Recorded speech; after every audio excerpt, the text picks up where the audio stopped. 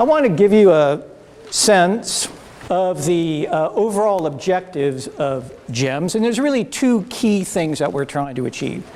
The first is to really help you incorporate genomic information in what you do routinely in your genetic evaluation programs. And there are three parts of that: parentage verification, genetic conditions, and ultimately more accurately estimating breeding values. You'll see some names in parentheses adjacent to these. In a way, I'm introducing the day. So Brad Frecking will talk about those first two elements, and Tom Murphy will step in later to talk a bit about estimated breeding values. One of our goals is for all of our breeds at the end of the day to have established a starting reference population that's defined as animals that have both genotypes and phenotypes for things that we believe are important for us to record. A minimum of about 3,000 in all of the participating breeds. We've done a lot of work looking at how that impacts the accuracy of our genetic evaluation. 3,000 seems to be about a minimum before we can think about introducing genomics into the day-to-day evaluation, but we would certainly like it to be much higher because you will benefit from that, okay? The other thing that we've been trying to test, and there's been some hiccups, I'll readily admit, is using a single genotyping tool, a 50K array, which means it has 50,000 genetic markers on it, to achieve all three of those aims. To allow you to get parentage information back, for us to evaluate genetic conditions, and ultimately to incorporate that into your genetic evaluation to get these genomically enhanced estimated breeding values. We need that many markers to do the last bit well.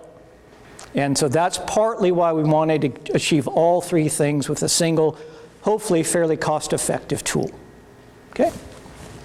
The second main objective is really looking at robustness and climatic resilience in our breeds. And we're defining that in four ways: lamb survival, ewe longevity, udder health, and parasite resistance. And Dr. Murphy will say a bit about udder health, and Dr. Burke will talk about parasite resistance later on during the day. And clearly, as Steve nicely said, our interest is how that interacts with the environment, and you'll see how we're trying to do that as well today. But there are a whole series of supporting objectives that go along with this to try to benefit you. One of the beauties of putting these grants together is we have some kind of core ideas, but given that our resources in sheep are a little bit limited, we'd had to build in some other stuff to make it most advantageous to you. And so some of those supporting objectives are, we are going through the process of re-estimating all of the genetic parameters that are used in your breeds. So Halal, Ali, and Artur are working on that in 3 of the breeds. We did that fairly recently in the Katahdins, so we're focusing in on the other 3 to do those reevaluations. But one of the things that is novel is we're adding in ewe longevity. There's been some really exciting results in some initial analyses in Katahdins that looks at how we evaluate ewe longevity. Looks to be low to moderately heritable, depending on how we measure it, but there is indeed opportunity to improve ewe longevity in our breeds, which is very important. We're also evaluating genetic diversity. Carrie Wilson will be presenting some information on that, looking not at only pedigree-based information, but genomic-based information, which is new for us. And we're going to be assessing the genotype by environment and interaction, this GEMS as already introduced. Hilal has been working on defining environment more holistically by combining climatic information. Several of you have filled out a climate survey, or a management survey, that describes the management practices in your flocks, along with climatic data to really combine ideas to really pinpoint what your production environment is. And developing actually how we use that information, thinking about the interaction between the environment and the genotype. And Dr. Brito will have some comments about that later in the day. And throwing on maybe a little bit of icing on the cake, because everyone keeps asking me about genetic connectedness, we're evaluating that too. And this afternoon's workshop, we'll spend a lot of time talking about your results. Okay, so we're doing a lot. I feel really good about it. I feel very fortunate to have this team because we would never achieve it alone. And so we've been very, very blessed to be able to draw this group together. And at the end of the day, you need to use that. Dr. Murphy will, as part of the workshop sessions, will be talking about ideas on how you actually put that into practice through the National Sheep Improvement Program. All right. So I want to tell you a little bit about progress so far. This is our participation across breeds. We have Katahdin, Polypay, Rambouillet, and Suffolk. It's variable. Probably have all of the data I'm going to receive for 2022 and 23, but there are more data arriving for 2024. So that's how it pans out. Keep in perspective that some of these breeds have much larger flocks and a lot less membership.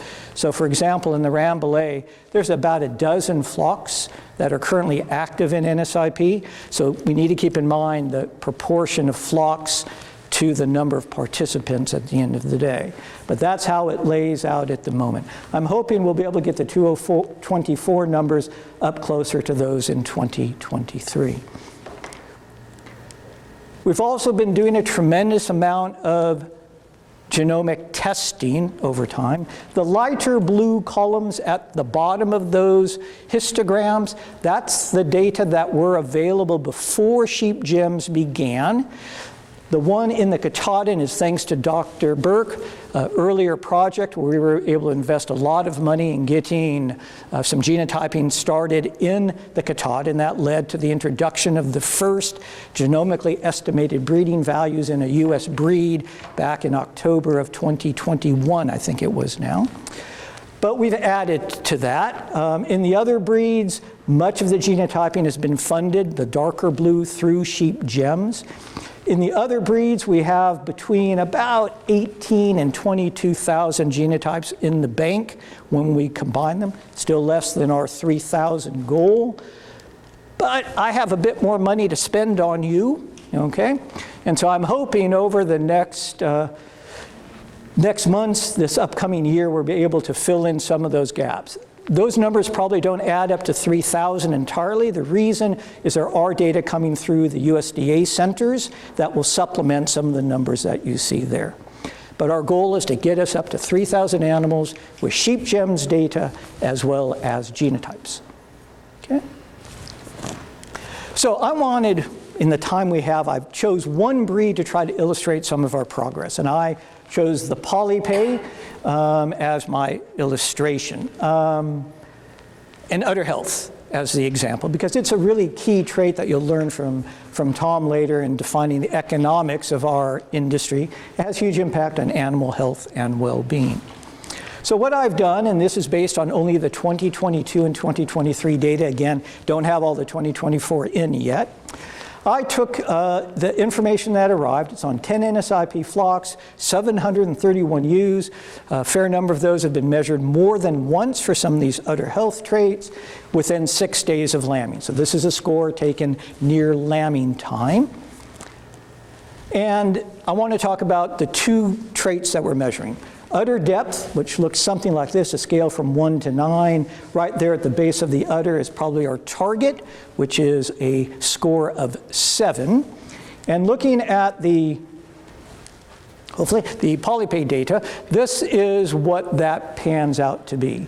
I have the udder depth score along the horizontal axis, the age of the ewe along the sorry, I said that wrong. The vertical axis is the udder depth score. Horizontal axis is the ewe age. And it's 1, 2, 3, 4, 5, and I grouped 6 plus all together.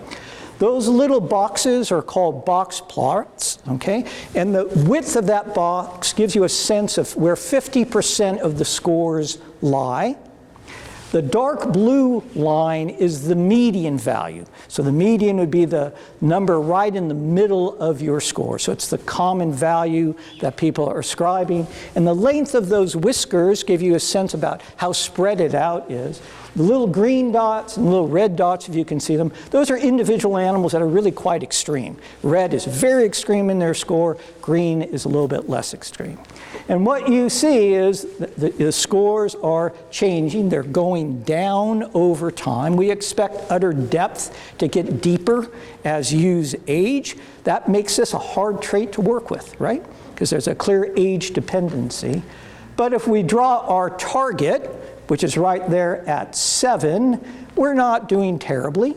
You know, in most of the middle age groups, they're right where we might like them to be in terms of the normal score, but clearly younger ewes have a tighter udder, older ewes have a deeper udder. Okay?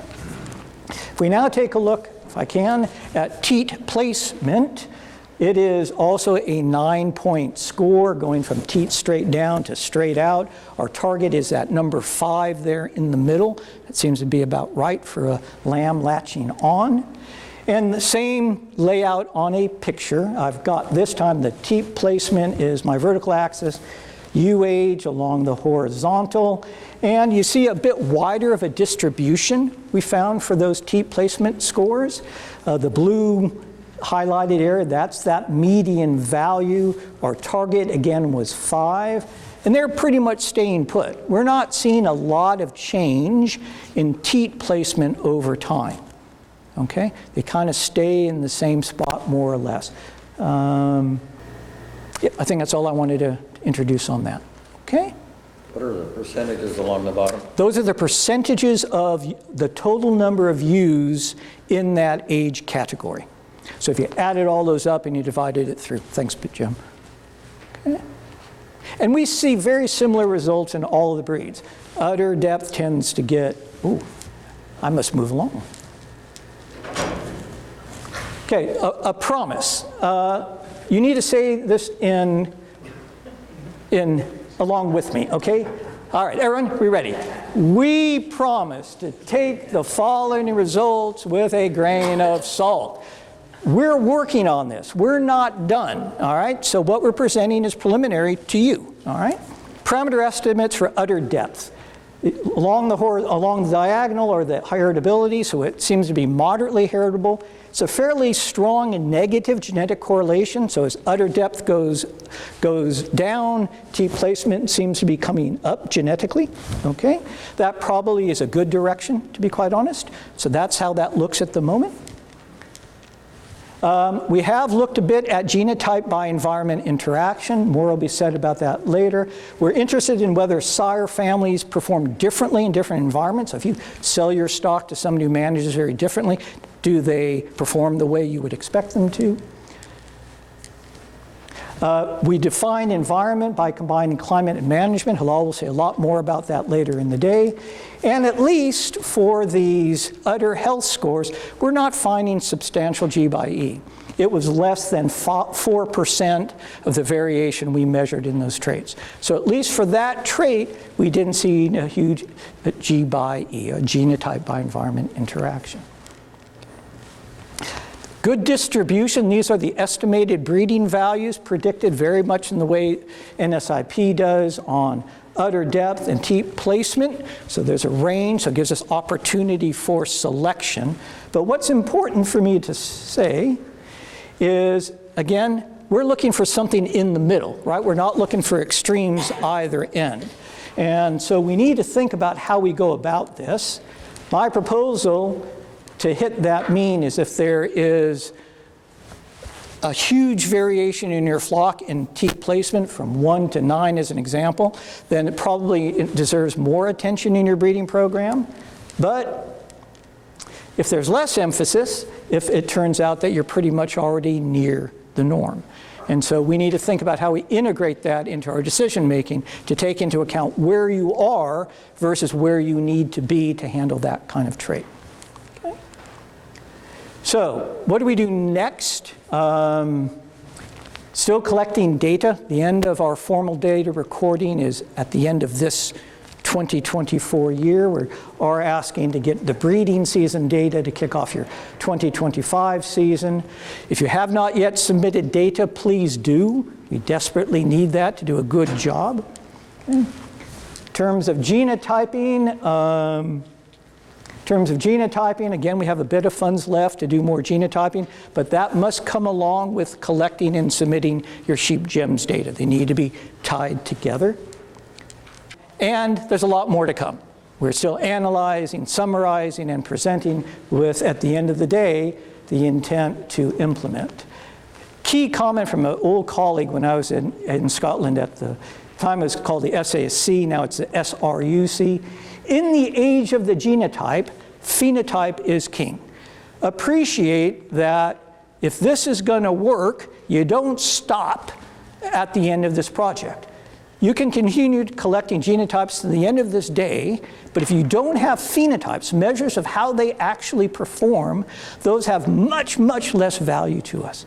You can get parentage, you can get genetic conditions, but our ability to more accurately estimate your breeding values depends very much on continuing to collect data. So although you don't necessarily need to use my lovely Excel sheet, which I know you all enjoy, and send the data to me,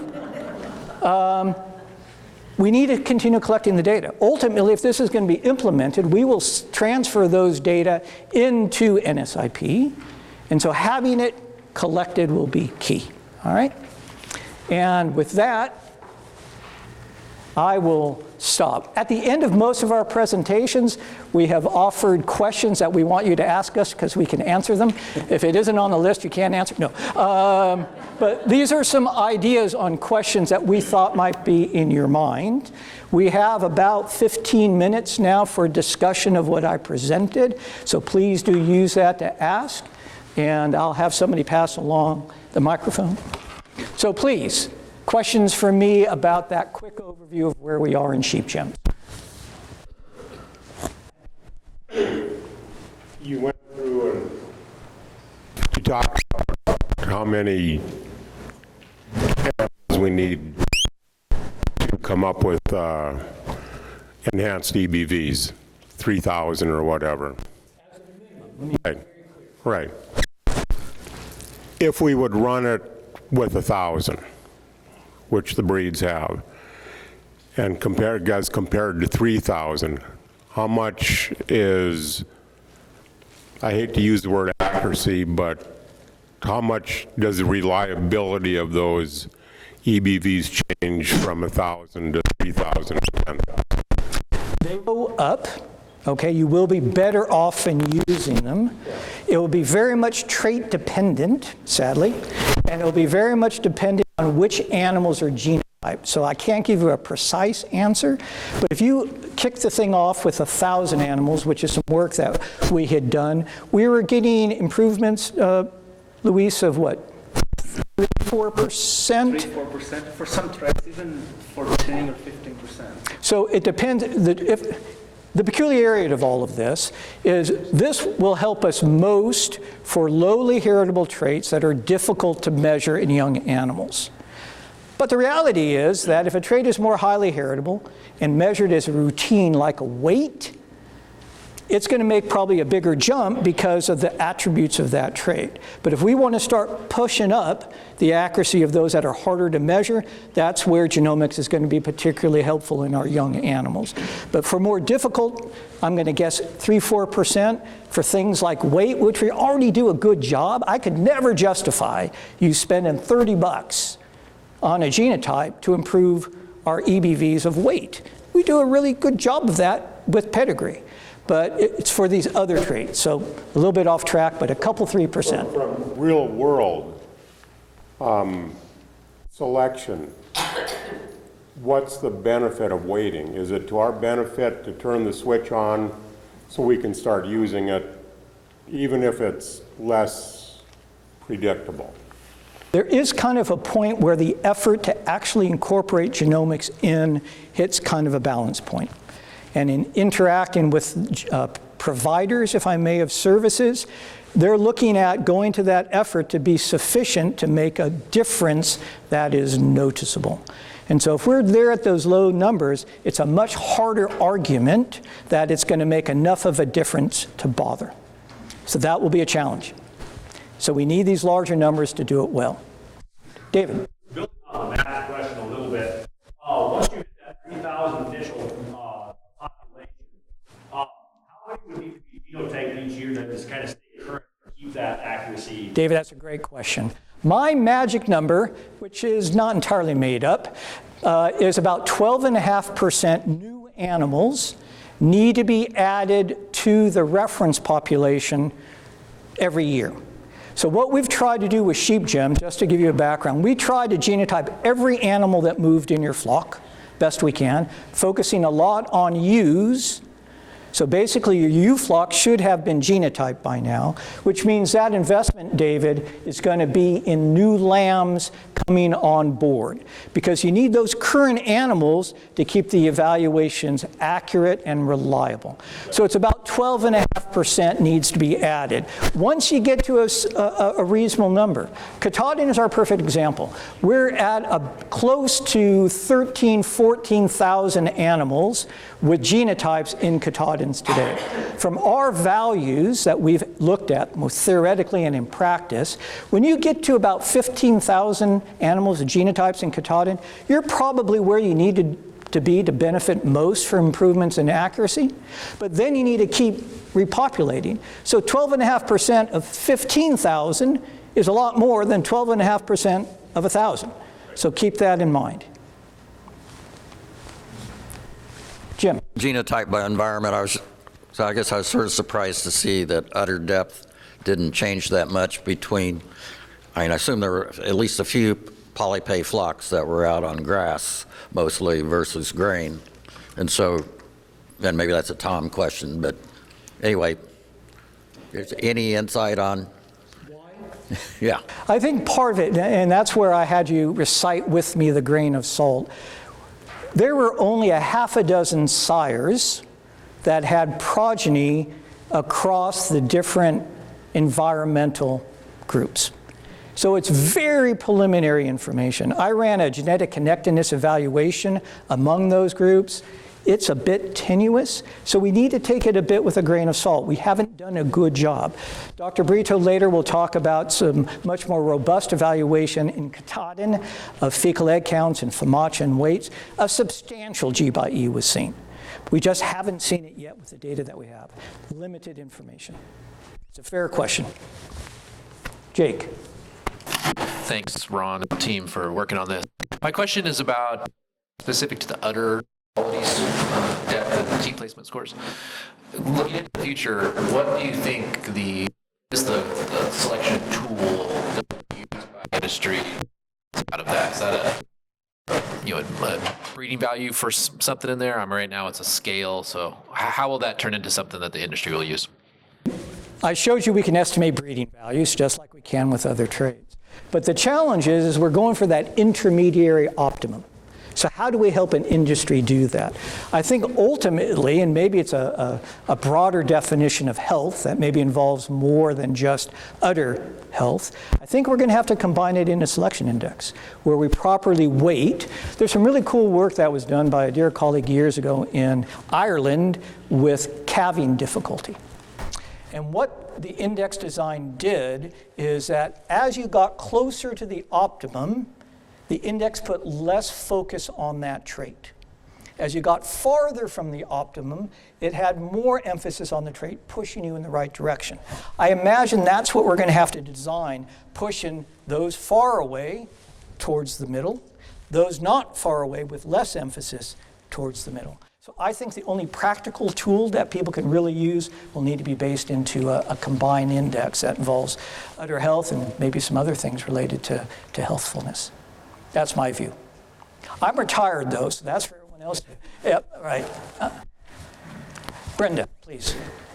Relating to your first bullet up there, and maybe this is a futuristic question, you're suggesting that we would continue to collect this data. And I think, we have had a goal and we know it needs to go to Ron.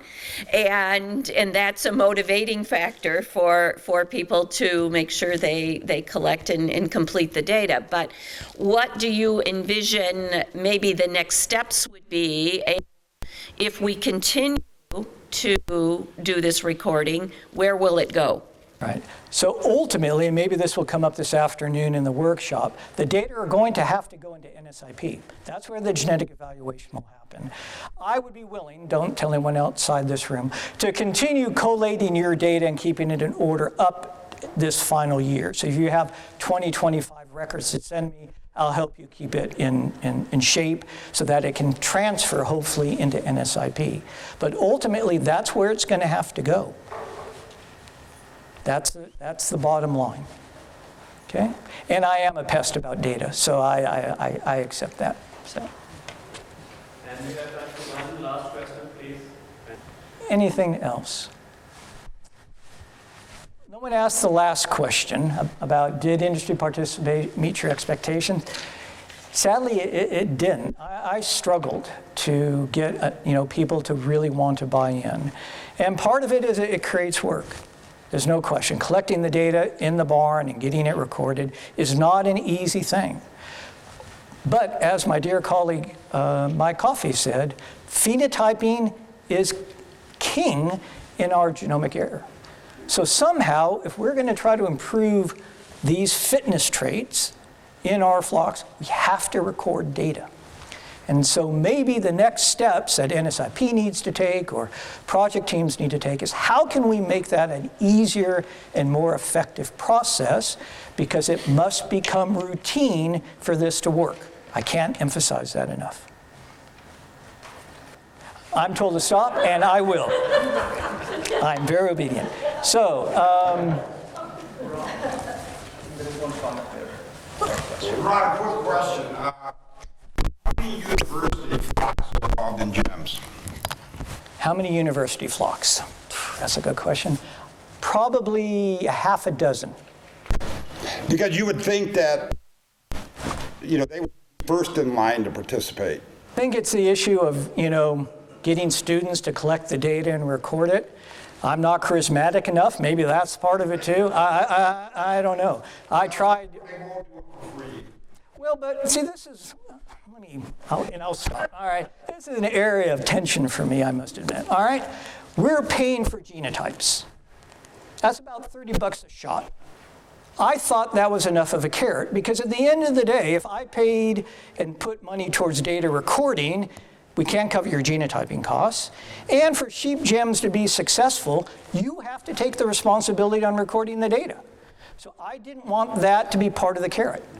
I thought the genotyping, which is substantial, would be enough. I may have been naive.